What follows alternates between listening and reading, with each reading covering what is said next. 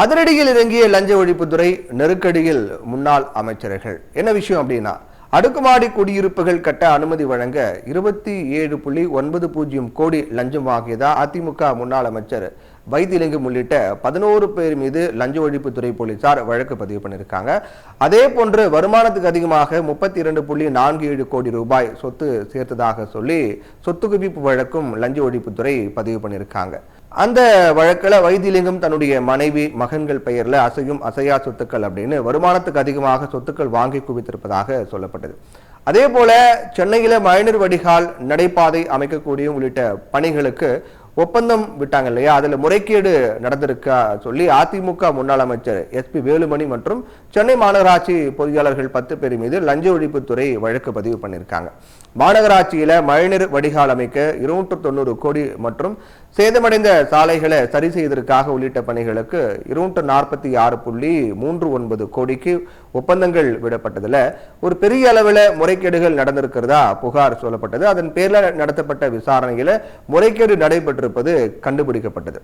அதுக்கப்புறம் தான் SP வேலுமணி, மாநகராட்சி செயல் பொறியாளர் AS முருகன், ஓய்வு பெற்ற கண்காணிப்பு பொறியாளர் K Chinnasamy, செயற்பொறியாளர்கள் PR Saravanamoorthy, V Periyasamy, Chinnadurai, நாச்சன், Mandal அதிகாரி சுகுமார், கண்காணிப்பு பொறியாளர் விஜயகுமார், தலைமை பொறியாளர் நந்தகுமார், ஓய்வு பெற்ற தலைமை பொறியாளர் புகழேந்தி அப்படின்னு ஒரு 10 பேர் மீது லஞ்ச ஒழிப்புத்துறை போலீசார் வழக்கு பதிவு பண்ணாங்க.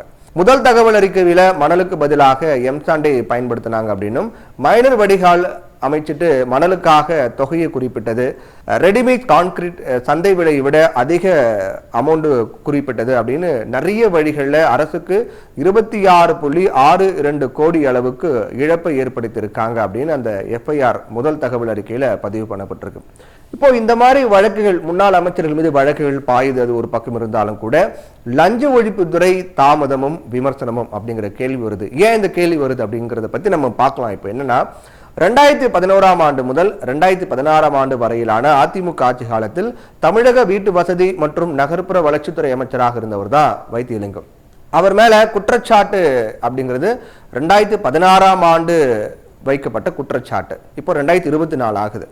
அதே போல சென்னை பெருங்களத்தூர்ல ஸ்ரீராம் குழுமத்துக்கு சொந்தமான Shriram properties and infrastructure private அப்படிங்கிற கம்பெனி 57.94 ஏக்கர் நிலத்துல 24 பிளாக்குகளாக 1453 வீடுகள் கொண்ட ஒரு அடுக்குமாடு குடியிருப்புகளை கட்ட அனுமதி கேட்டு சென்னை பெருநகர வளர்ச்சி குழுமத்துல கடந்த 2013ஆம் ஆண்டு விண்ணப்பித்தாங்க.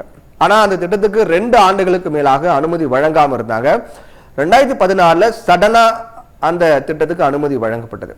இந்த அனுமதி கொடுக்கிறதுக்கு பெருமளவு லஞ்சம் வாங்கப்பட்டது. அதாவது 27.9 கோடி லஞ்சமாக பெறப்பட்டார் அப்படிங்கிற குற்றச்சாட்டு வைத்திலிங்கம் மற்றும் அவருடைய மகன் பிரபு மீது லஞ்ச ஒழிப்புத்துறை சொத்து குவிப்பு வழக்கு பதிவு பண்ணியிருக்காங்க. 2011ஆம் ஆண்டிலிருந்து 2016ஆம் ஆண்டு வரை அமைச்சராக இருந்த போது வருமானத்துக்கு அதிகமாக 33 கோடி சொத்து சேர்த்ததாக இருந்த குற்றச்சாட்டின் அடிப்படையில் லஞ்ச ஒழிப்புத்துறை வழக்கு பதிவு பண்ணியிருக்காங்க. இப்ப எல்லாருக்கும் ஒரு கேள்வி எழலாம், அதை லஞ்ச ஒழிப்புத்தை சரியா பண்றாங்களே, இப்ப என்ன பிரச்சனை அப்படின்னு ஒரு கேள்வி எழலாம். ஆனா அதுக்கான பதில் தான் ஆச்சரியமா இருக்கு. என்னன்னு பாத்தீங்கன்னா, 2016 வந்த புகார்ல 2024ஆம் ஆண்டு லஞ்ச ஒழிப்புத்துறை நடவடிக்கை எடுக்கிறாங்க. அதே போல SP வேலுமணி மீதான குற்றச்சாட்டு அப்படிங்கிறது 2018ஆம் ஆண்டு எழுப்பப்பட்டது. அதுக்கு 2024ஆம் ஆண்டு லஞ்ச ஒழிப்புத்துறை நடவடிக்கை எடுக்கிறாங்க. இப்படி இவ்வளவு தாமதமாக எதிர்கட்சி சேர்ந்தவர்கள் மீதே தற்போது இருக்கக்கூடிய ஆளும் கட்சி அவங்க மீது நடவடிக்கை எடுக்க இவ்வளவு தாமதமா அப்படிங்கிற கேள்வி எழுது. ஊழலுக்கு எதிராக புகார் சொல்லப்பட்டு பல ஆண்டுகள் ஆகுது. ஆனால் லஞ்ச ஒழிப்புத்துறை இவ்வளவு தாமதமாக செயல்படுறாங்க. தமிழக அரசும் அதை கை கட்டி வேடிக்கை பார்க்கறாங்க. இதனால செயலிழந்து கிடக்கக்கூடிய லஞ்ச ஒழிப்புத்துறைக்கு ஆண்டுக்கு பார்த்தீங்கன்னா 90 கோடி ஒதுக்கலாமா அப்படின்னு அறப்போர் இயக்கம் ஒரு கேள்வி கேட்டாங்க. அதே போல மக்கள் பணத்தில் செயல்படக்கூடிய ஒரு அரசு தங்களுக்கு ஒதுக்கப்பட்ட எந்த ஒரு வேலையும் செய்யாம சும்மா இருக்கும்போது மக்களாகி நாம தான் கேள்வி கேட்கணும் அப்படின்னு அறப்போர் இயக்கம் தரப்புல சொல்லப்பட்டாங்க.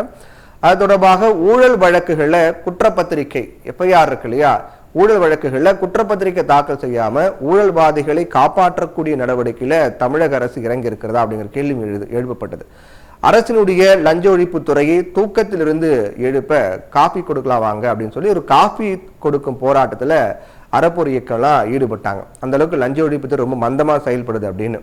பாருங்க 2016-18 வந்த கம்ப்ளைண்ட்டுக்கு 24 வழக்கு பதிவு பண்றாங்க.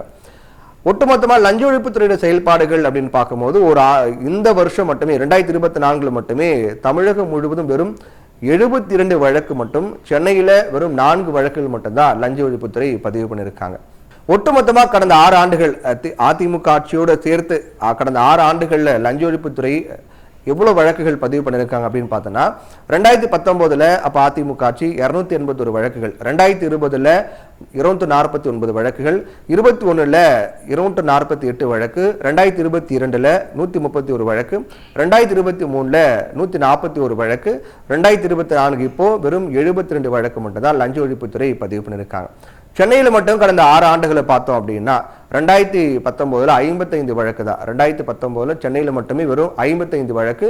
அதே போன்று 2020 49 வழக்கு, 2021 27 வழக்கு, 2022 26 வழக்கு, 2023 18, 2024 வெறும் 4 வழக்கு மட்டும்தான் இந்த ஆண்டு லஞ்ச ஒழிப்புத்துறை பதிவு பண்ணியிருக்காங்க.